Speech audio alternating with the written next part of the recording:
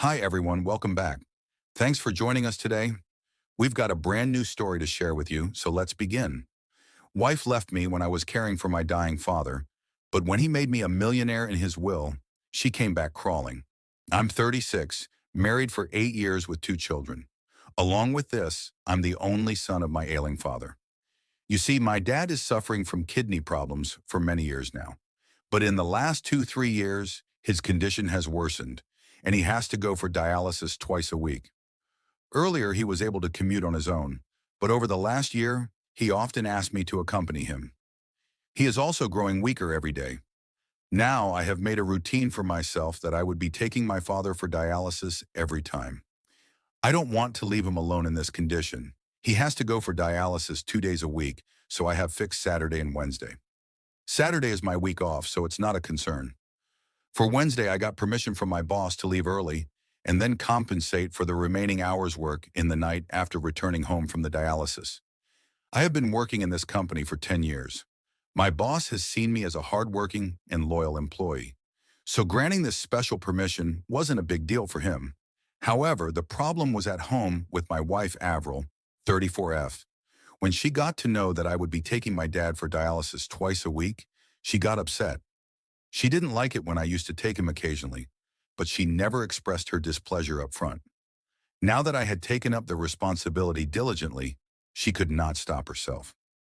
She said that there's no point wasting my time on my father because whatever I do, he was never going to be impressed by me. Well, here's a little context to this. My dad owned a merchandising business. He was quite well off and had acquired decent wealth. He wanted me to take over his business. But I was passionate about something else. I wanted to get into technology. I was enthusiastic about coding and creating software. So after school, when Dad wanted me to take up some business or management courses, I took up a software degree. He was still fine with that until I was willing to join his company. However, after completing my graduation, I started working for a renowned tech firm. Dad wasn't happy that instead of taking forward his legacy, I was working for someone else. He kept asking me to join his business, and I kept stalling it. After my marriage, Dad asked me the final time if I wanted to join, and I said no. Dad got furious and said he would give all his wealth to the charity, and I wouldn't get a penny. I still didn't budge from my decision. You see, I was earning well even at that age. I bought a car in my own house at the age of 29. I was pretty confident that I would be able to lead a decent life even without his wealth. I told him that I didn't need his money and could build wealth on my own. Our relationship soured after that point. 5 years back, Mom passed away due to cardiac arrest. It was devastating for Dad. You see, I moved out of the house at 17 for my college. Then, I got a job, and I started living on my own. The only companion Dad had was Mom, and losing her was the most devastating thing for him. That's when our bond rejuvenated. I started visiting him often and used to take my kids to play with him. Eventually, he stepped down from his company and gave it to a trust to run.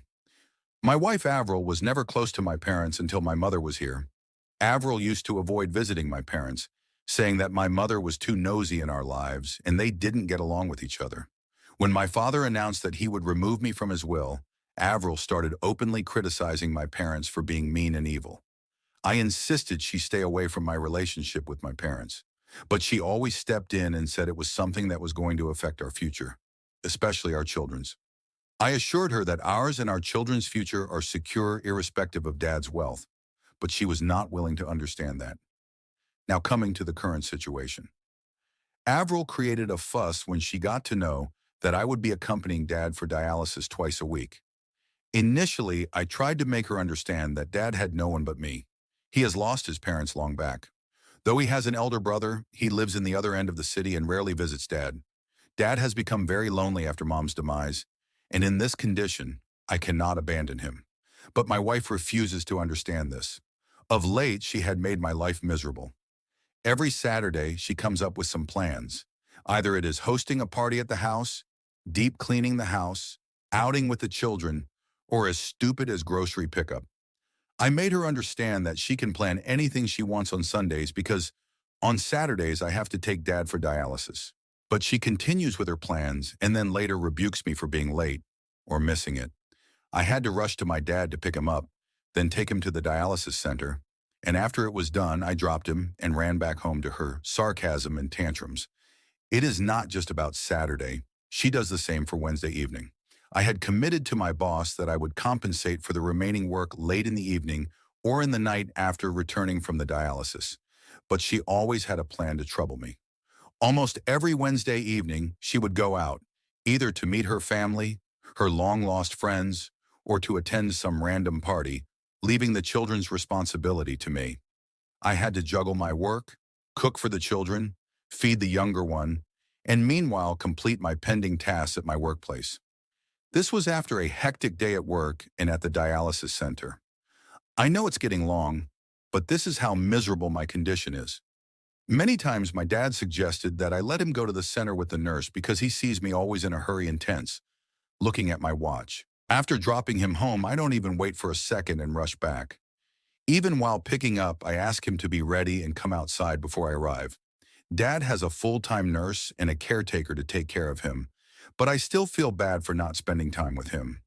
The drive from his house to the center is 30 minutes.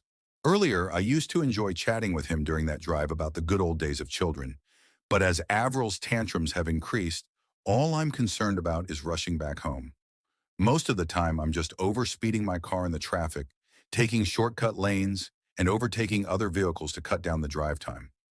This is the only time I get to spend with Dad, and I don't want to ruin that or stop it by asking him to go with the nurse. I too have some responsibilities as a son. I'm just not able to bear this woman any longer. Update 1, it is just getting worse every day. My wife is not leaving any stone unturned to dissuade me from attending my father. Her point is that it is a lost deal. Dad had already removed me from his will and had given his wealth to charity, so there was no point wasting time and energy on him. I fail to understand her. Do we do everything just for profit and loss? What if someone's parents don't have any wealth or are poor? Do their children abandon them because they have nothing to offer? After listening to her tantrums for so many months, I finally told her that she was not going to inherit anything from her parents. So why does she visit them every now and then? Oh my God, she lost her SHT at this and said, "My parents did a lot more than your greedy father. They supported me in everything. They are not like your father, who disowned you for not joining his business. My father would have never done that to me. So don't you dare compare my parents to yours." It was not just once. This type of argument is becoming a norm at my house almost every Wednesday and Saturday after I return from dialysis. Just that it is getting severe and ugly at every instance. Earlier, she used to fight with me alone. Now I see her yelling and shouting at me in front of the children. Not only this, I have heard her bad-mouthing my dad in front of my children and manipulating them against me and my dad. I heard it and intervened, which again led to an ugly fight between us. Avril's fight has become a routine for me. On the days when she doesn't fight, I feel something is missing, only she becomes more aggressive the next day. I have almost given up on her. Now, I don't yell back and answer her. I just ignore her as if she doesn't exist for me. What else should I do? I cannot abandon my father just to please her. I don't care if he has kicked me out of his will. He did so because of my own decision. I refused to join his company. He was forced to give his hard-earned business to the trust. It must have been so disheartening for him. That company was a baby to my dad, and he had to donate it to someone else. He had all the right to disown me because I had hurt him. I sometimes feel that karma is biting me back because I had hurt my dad. On the other hand, Dad is becoming weaker. He is barely able to walk on his own.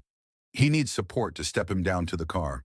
To save time, I used to ask him to come outside and drop him outside the house. But now I don't care about being late. I go inside to carefully walk him to the car and then drop him to his bed until he settles down peacefully. He is also having shortness of breath, so I make sure to walk him as slowly as he wants. Also, while driving, I drive carefully so as not to overspeed and increase his heart rate. I don't care about going late to my house because rushing to the house was also not helping. If I anyway have to deal with that evil woman, why not at least keep Dad happy? My casual attitude has worsened the situation. And yesterday, Avril said that I need to choose one of them, either my dad or her. I tried to make her understand that Dad was not going to be with us forever, seeing his condition.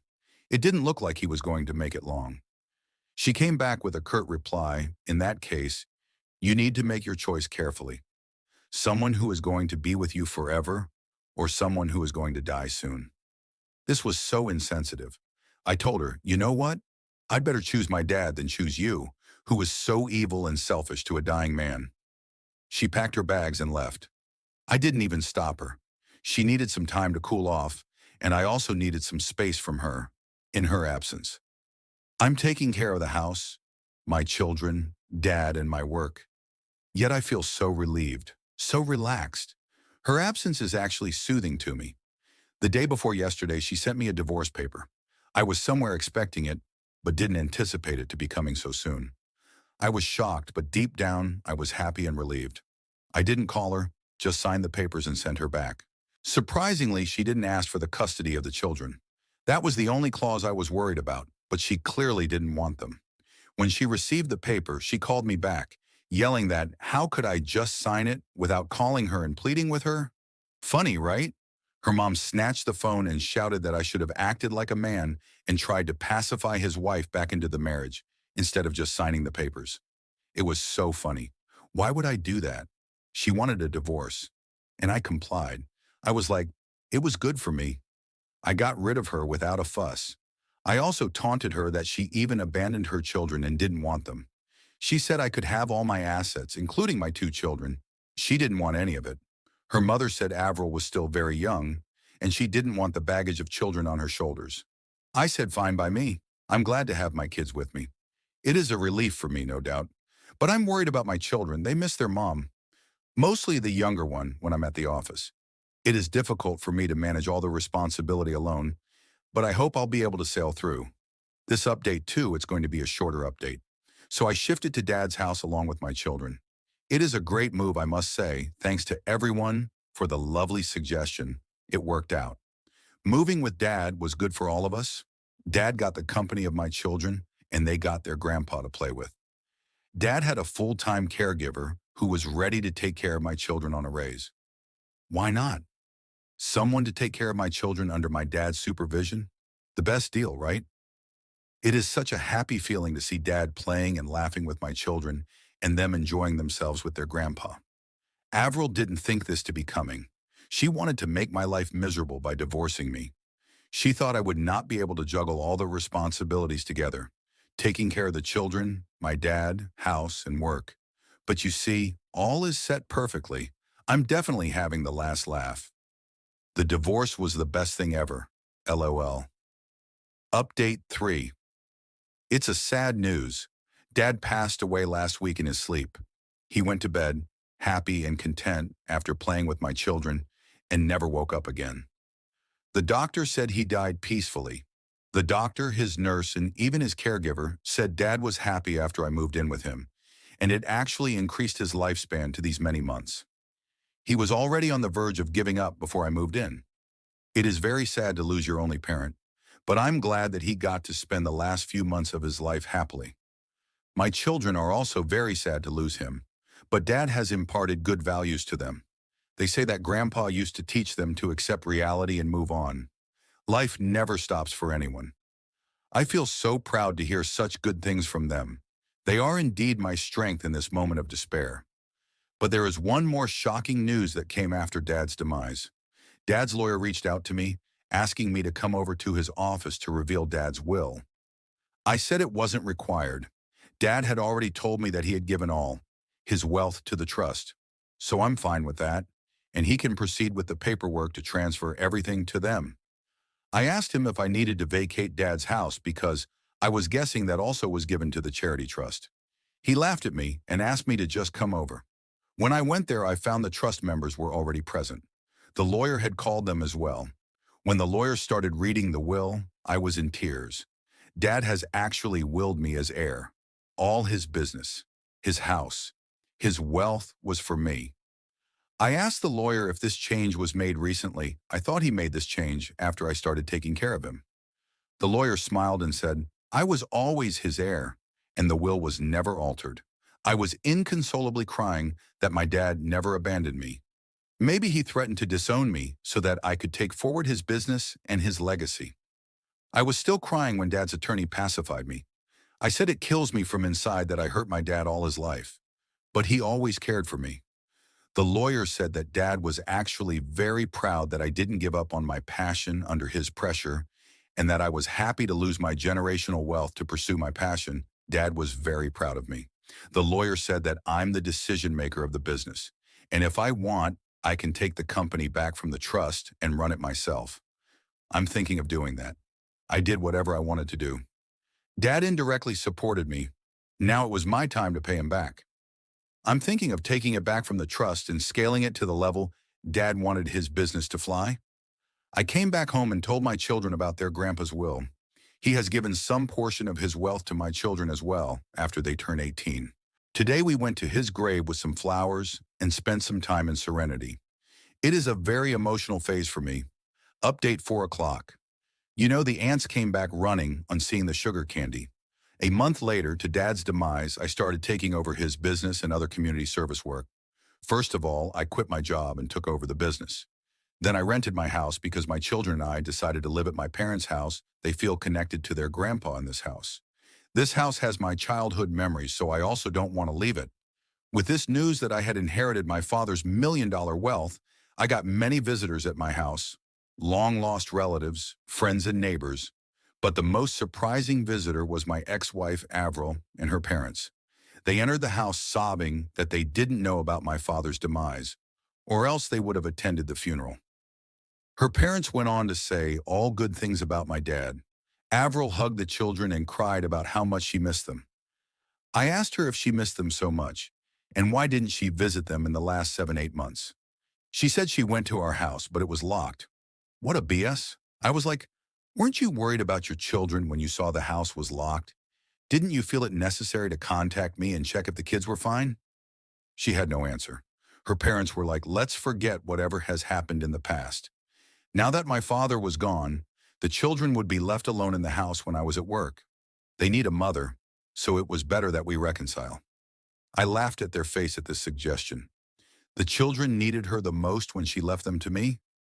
Now the children have gotten used to her absence, and I don't want her back in my life. She started crying. Her parents left us alone. She held my hands and pleaded with me for reconciliation. She said she loved me and missed being with the children. I laughed and said, you know what? You don't love me. You love the wealth my dad left to me. You and your greedy parents are here on my door just to leech on my money. I don't regret using those words for her parents because that's what they are.